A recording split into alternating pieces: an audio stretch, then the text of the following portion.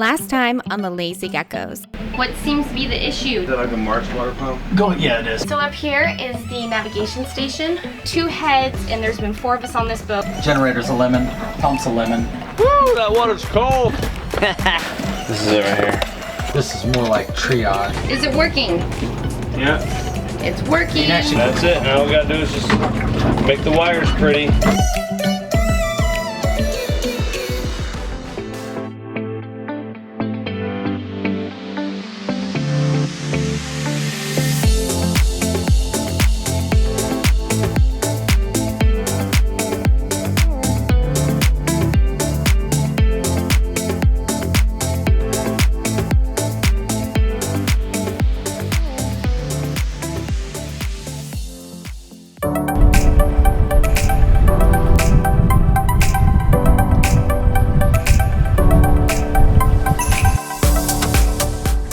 We woke up to a weather window for the crossing from Marathon to the west side of Florida. First, we needed some fuel. During refueling, I took advantage and jumped in the shower. Then it was time to shove off and head north. Across where?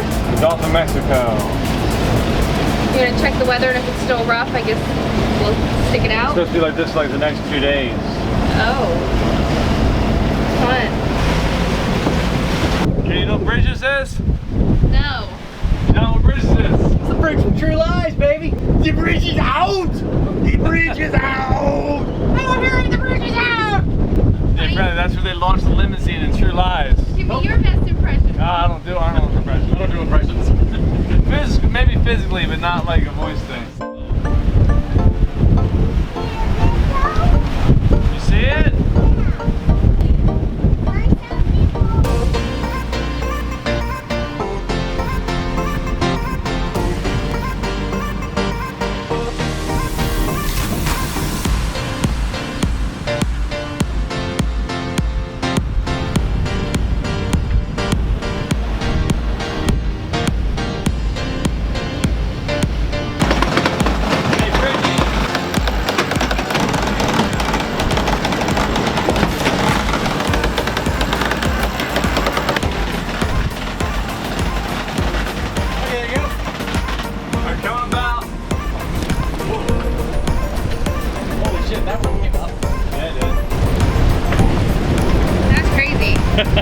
What happened there? The wind just kept getting stronger over probably a 2 or 3 minute period. And so we put in a reef, then put in a second reef, and it just kept getting stronger. Put in a third reef, kept getting stronger. It's like, okay, we're looking at maybe going to 40 knots apparent at this point. So about that point, we just had to harden up and get her in. So Yeah. it wasn't pretty, and it sounds scary, but it actually made a really nice wrap. Good teamwork, guys. There you go. It goes back to that theory of if you're thinking about or wondering whether you should be reefing, it's already too late.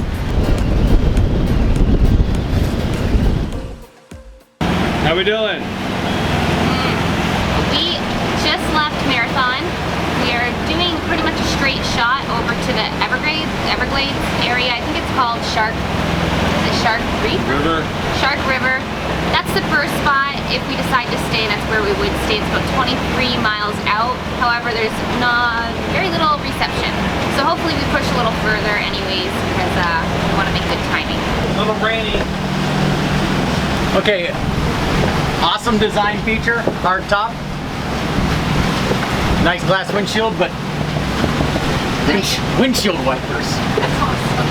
No more sending people forward with a towel. Right now we're averaging 25 knots straight off or straight from the starboard beam, and then we're also motor sailing 2,500 RPM per side, and we're almost at 8 knots, which should make this a pretty short crossing. So, and we have 2 reefs in the Genoa, so we're set for a little bit of gust because there is a squall coming.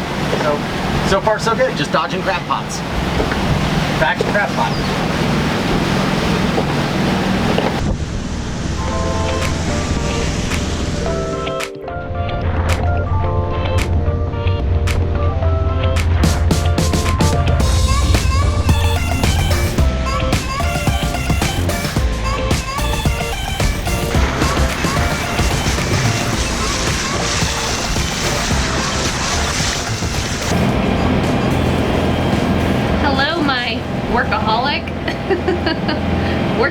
sailing. Just transferring data. Fun. How many times a day do we do this? Once a day. We get about 64 gigs per card. We have 4 cards here. Then the other ones for the Osmo and the GoPro. So that's 2 more 64. So 6 64 gig cards we fill up every day. And then I had to transfer it. And I transfer it on a hard drive to back up. And then I transfer it into Final Cut Pro on another thing. And then I can wipe the card out and put it back in for reuse. Nice. Yeah. So But it takes a while. It probably takes about 2 hours each time. yeah, this has been your workstation, huh? Yeah. Beautiful workstation. Yeah, I don't mind. Is it comfy? Yeah, just chilling. Yeah. Well, thank you for doing our videos, honey. I know it's a lot of hard You're work. welcome, dear. Okay. Thank you for lunch. You're welcome. You like it? It was amazing. Good. How's your anxiety trip going? Much better. As you've probably noticed, we've had a couple problems with the boat. Actually, I'd say like a couple handful problems. And last night, it just felt like everything was falling apart on the boat. The generator's overheating. Now the water maker is not allowing it to be cool. Come on, baby. No. It's knotted itself on the way up. So I started to get a little freaked out about the crossing, the 23-mile cross. You know, because you're out of service, whatever else, and it seems like the boat just doesn't want us to go. So I got a little nervous this morning. I woke up kind of panicky. Sometimes that happens to me out here. But you know, I just try to relax. I feel much better now. It was just my confidence level had gone down from everything going wrong, and I recognize that. So that's cool. The good thing is you have that bottle for a message in the bottle. Oh yeah. You just put a note in there, it says help, and send it. I think John needs to come up with the message because it's his boat and his frustration and really his journey. We just hopped on board.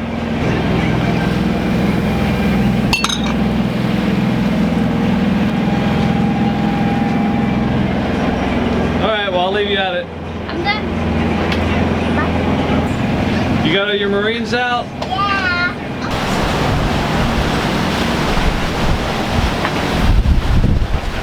Have you noticed we lost cell reception? I did. Oh, that's cool.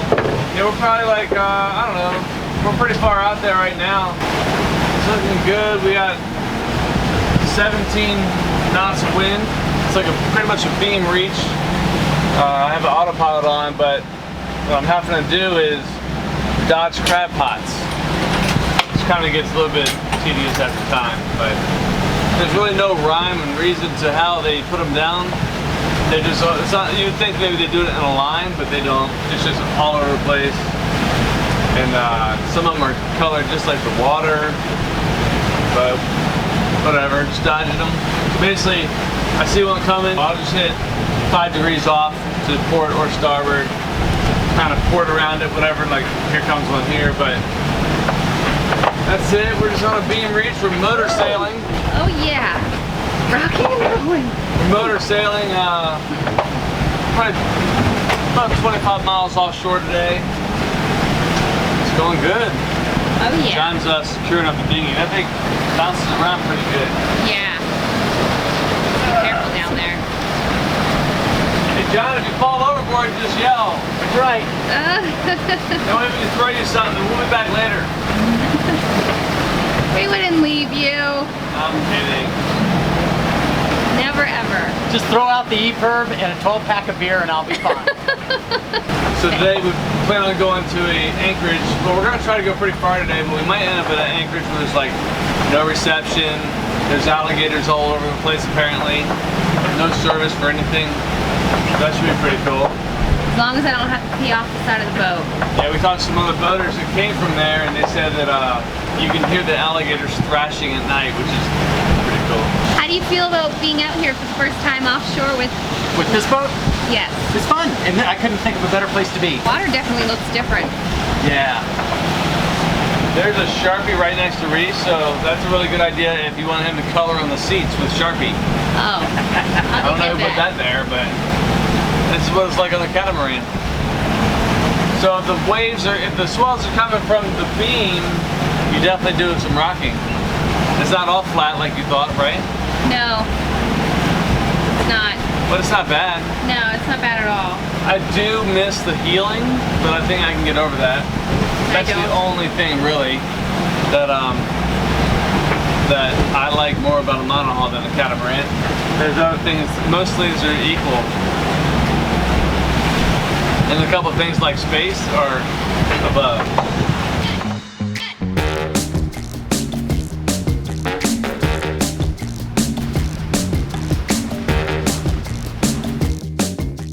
We made it a little further than planned, which was great. It was time to drop the hook and relax on the bow. Coming soon on the Lazy Geckos. Almost got in trouble for reaching the dinghy. That was fun. Set aside from me almost getting my life taken by... Whatever. Looks like we have a thunderstorm heading our way. Alright. Hold that! Beautiful getting the parasail up. We're roughing it right now. I don't know how I got myself into it, but here we go.